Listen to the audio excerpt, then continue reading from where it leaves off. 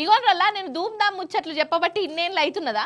కానీ ఇన్నేళ్ళల్లా పెనిమిటి కొట్టిండని, అలిగిన భార్య ముచ్చట, భర్త రెండో లగ్గం చేసుకున్నాడని ఇంటి ముంగట ధర్నా చేసిన భార్యల ముచ్చట్లు, సోపతిగాడు ధోకా చేసిండని ఇంటి ముంగట టెంటేసిన వాళ్ళ సంగతులు చూసిన. అప్పుడప్పుడు చెప్పినా కూడా. కానీ ఇప్పుడు కథ అంతా ఉల్టా అయిపోయిందల్లా.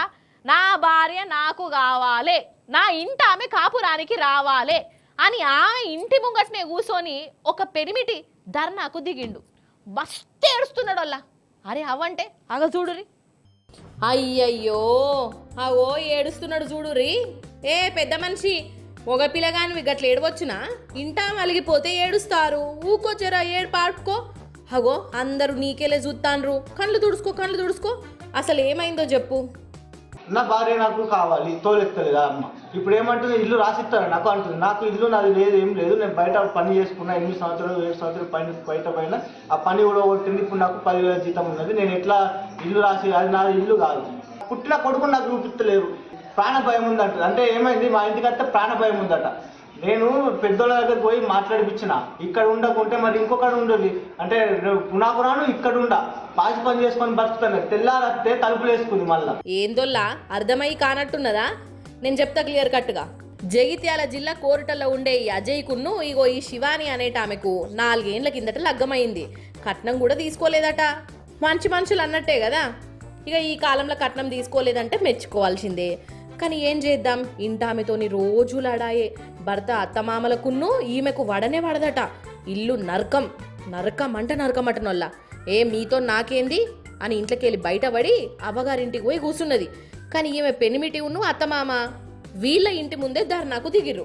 నా భార్య నాకు కావాల్సిందే, మా కోడలు కాపురానికి రావాల్సిందే అనుకుంటా. ఇగో ఇంటి ముందట చూడల్లా ఎట్లా కూర్చున్నారో. చుట్టుముట్టున్న జనాలను కూడా జమ చేసిర్రు. కానీ ఇన్నొద్దులు పిల్లగాడు మోసం చేసిండనో, భర్త దోకా చేసిండనో ఇండ్ల ముంగట ఆడోళ్ళు ధర్నా చేసేది. కానీ ఇప్పుడు మొగోళ్ళే ధర్నా చేస్తాండ్రు. ఈడ ఇంకోటి ఉన్నది. ఇగో వీళ్ళు మహిళా సంఘపోళ్ళు.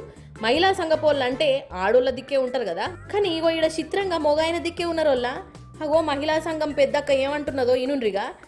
ఆ అమ్మాయి అంటే కుటుంబంలో తల్లిదండ్రి అనేటి వాళ్ళు ఉండద్దు, వెళ్ళిపోతేనే వాళ్ళని అనాథాశ్రమంకి పంపిస్తావా లేకపోతే వాళ్ళని విషప్రయోగం చేసి చంపేస్తావా, నాకు ఏ విషయం తెలియదు. అట్లయితేనే నేను మీ ఇంటికి వస్తాను, లేకపోతే రాను అని చెప్పింది. మరి సంఘాలు అనేటివి ఈ రోజున కేవలము ఒక తల్లైనా సరే, అది బిడ్డైనా సరే, కోడలైనా సరే, ఈ రోజున మగవాళ్ళ పక్షాన కూడా వచ్చినామనంటే ఏ కుటుంబం అయినా కూడా విడిపోవద్దు, కలిసి ఉండాలనే విధంగా ఒక యోచన ప్రకారంగా ముందుకు వచ్చినమే తప్పితే ఇంకో మరో మాట లేదు. సరే అందరు ముచ్చట్లు విన్నాం. మరి ఈ ఇంటామె ఎందుకు గిట్ల ఇల్లు ఇడిచిపెట్టిపోయింది? అసలు ఆమె బాధ ఏంది?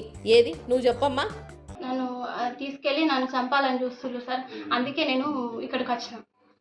ముగ్గురు కలిసి లొల్లి పెడుతుడు చంపాలని చూస్తే నేను ఇక్కడికి వచ్చిన సార్. బంగారం, కమ్మలు, నక్లెస్ అంత బంగారం తీసుకుపోయారు సార్. ఫస్ట్ నా దగ్గర ఉంటే అంత బంగారం అంతా గుంజుకొని లొల్లి పెడితే నేను ఇక్కడికి వచ్చేసిన సార్. ప్రతిరోజు లొల్లి సార్. మా అత్తమ్మ, మా మామయ్య, మా ఆయన. నేను పోలీస్ కేసు పెట్టలేదు కానీ వీళ్ళు ఇట్లా ఇంట్లో ఒక్కసారి చాకు ఇట్లా వచ్చి ఏరనుకున్నాం, నీకు ఏమైనా సంబంధం లేదు ఈ మాటలు మాట్లాడినప్పుడు నేను వెంటనే పోలీస్ స్టేషన్కే కదా. అప్పుడు పోలీస్ సైడ్కి తీసుకెళ్ళి వాళ్ళు మీరు ఆమె రానంటుంది కదా, మీరు కోర్టుకోవాలని చెప్పిండు పోలీస్. అగనట తప్పంతా వాళ్ళదేనట. కథ పోలీస్ డౌన్ దాకా కూడా పోయిందట. ఆడ కూడా ఆమెను మస్తు తిట్టిరట. అందుకే వాళ్ళతో నాకు పొత్తే వద్దు అని అనుకుంటా అవ్వగారింటికి వచ్చి కూర్చున్నదట. చూసిర్రా ఇగో ఇట్లున్నది ఆల్మొగల పంచాది. ఆయన ఏ ఇంట్లో లేవు చెప్పుండ్రోల్లా. కానీ అప్పటి మందం మాట్లాడుకోవాలి, మళ్ళీ కలిసిమెలిసి ఉండాలి. కానీ జిద్దులకు పోవచ్చునా? ఇల్లు ఇడిచిపెట్టిపోతే ఎట్లా? ఎవలకు లాసు? ఈ ముసలోళ్ళకు కూడా చెప్పాలి, మీరు కూడా తాపకోపారి కోడలి పిల్లను గుయ్యి అనుకుంటా ఆమె పానమంతా తినకుర్రి. తాపకోపారి కోడలి పిల్లను గుయ్య అనుకుంటా ఆమె పానమట తినకుర్రి. తప్పులు ఎంకులాడకుర్రి.